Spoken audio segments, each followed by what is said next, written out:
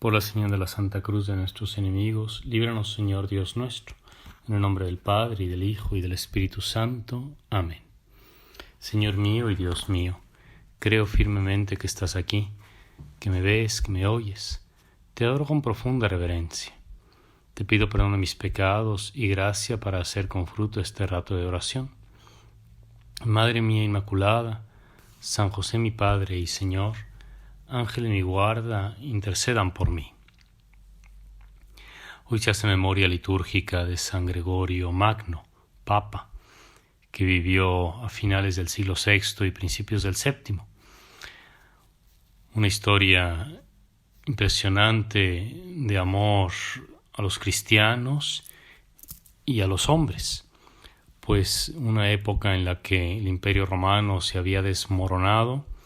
Las familias ricas, las familias de los senadores, quienes gobernaban el imperio, huyeron de Roma, abandonándola a su suerte, para refugiarse ellos con sus posesiones en Bizancio. Y en Roma no quedó sino la iglesia. Y al frente de esa iglesia le tocó en algún momento a Gregorio. Gregorio incluso vendió sus posesiones, lo que había heredado de sus padres, para ayudar a los pobres y fundar en lo que había sido la casa paterna un monasterio. Y siendo monje fue requerido para ayudar al Papa Pelagio y después lo sucedió como Papa.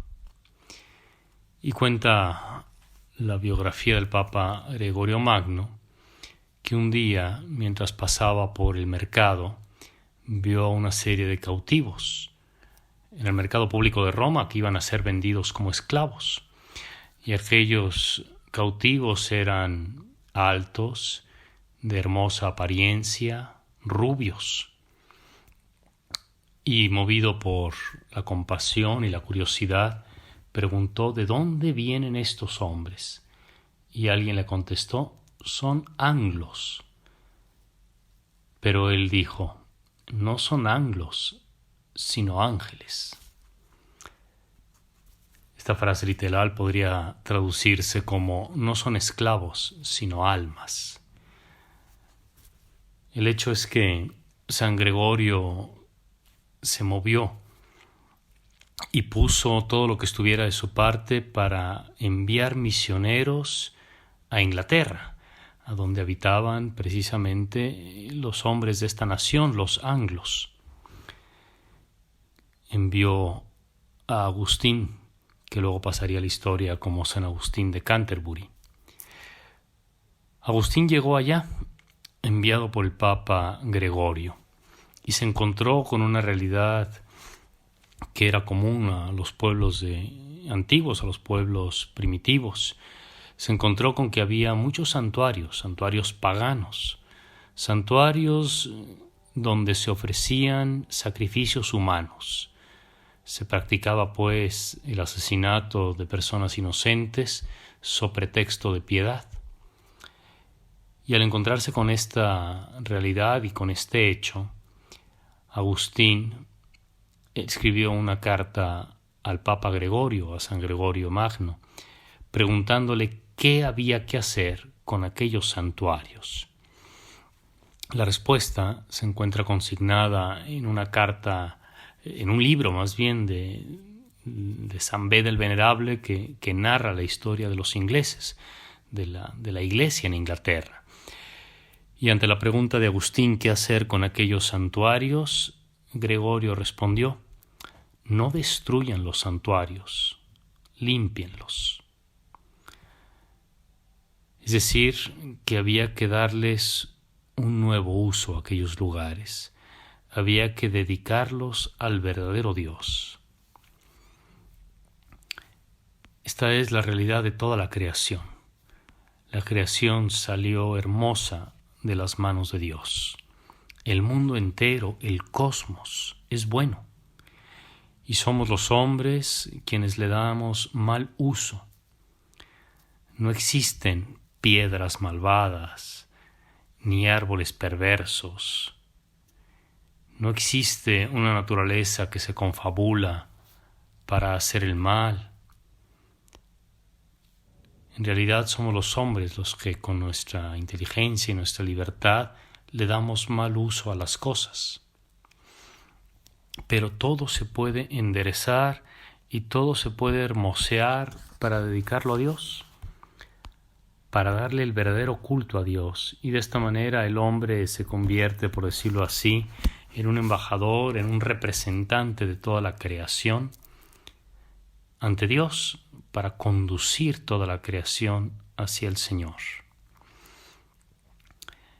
Por una feliz coincidencia, el Evangelio de este día que se proclama en la misa ayuda a profundizar en este aspecto de nuestra fe, pues los judíos habían recibido de Moisés la ley del descanso sabático, y cuando algunos de los discípulos de Jesús arrancaban espigas en día de sábado, unos cuantos fariseos se escandalizaron.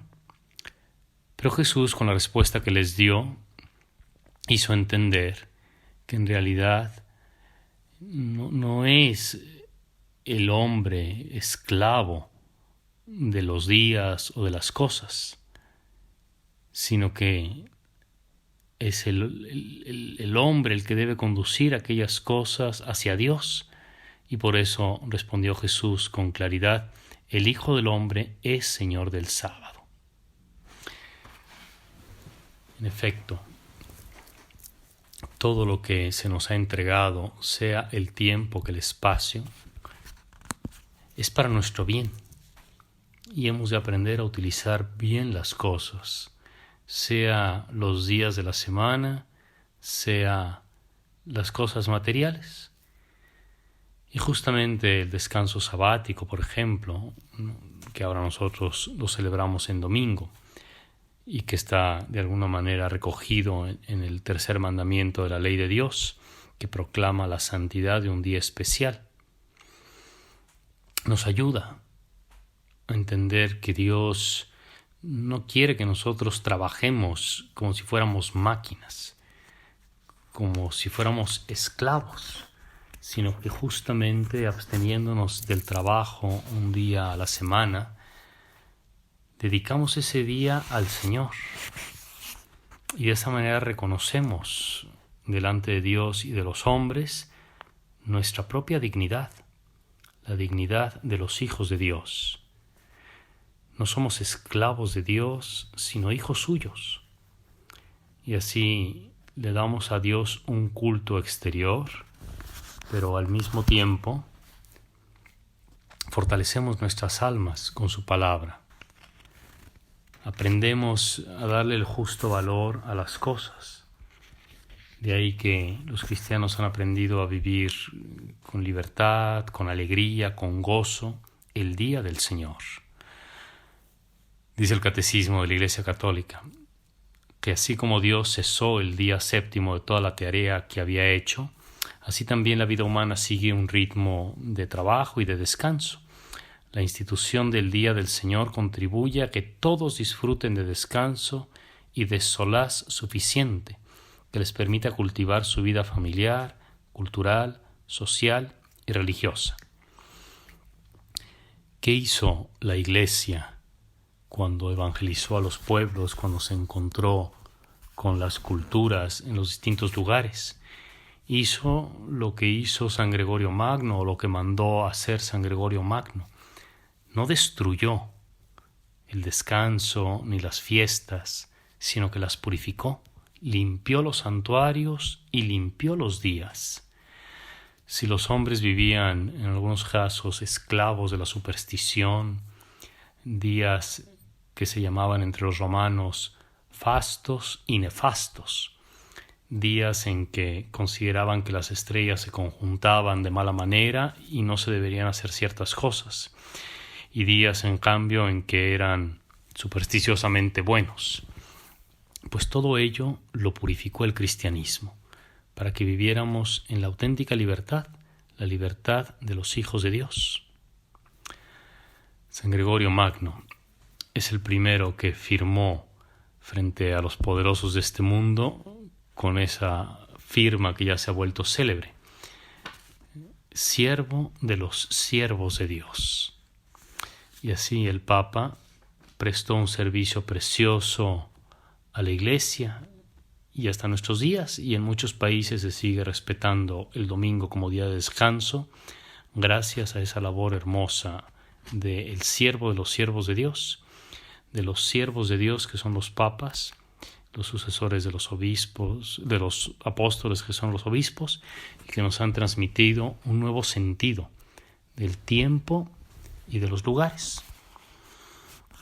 ¿Cómo no, pues, aprender de esta palabra del Evangelio cuando el Señor tuvo compasión de aquellos apóstoles y cuando reveló que verdaderamente el sentido de los mandatos de Dios es ayudar al hombre a que no sea esclavo de las cosas materiales, sino que teniendo también tiempo libre, momentos de descanso, espacios de sosiego, pueda dedicarse a Dios, darle gracias por esos momentos y cultivar cosas tan hermosas como son la familia, la amistad, la cultura. Gregorio Magno es ejemplar en esto, pues no solamente se dedicó a evangelizar o a procurar el bien espiritual de los pueblos, sino también el bien material.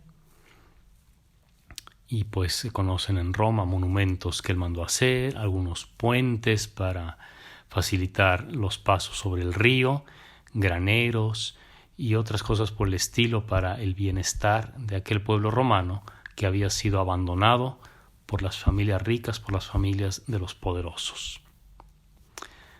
Te doy gracias, Dios mío, por los buenos propósitos, afectos e inspiraciones que me has comunicado en este rato de oración. Te pido ayuda para ponerlos por obra. Madre mía Inmaculada, San José mi Padre y Señor, Ángel de mi guarda, intercedan por mí.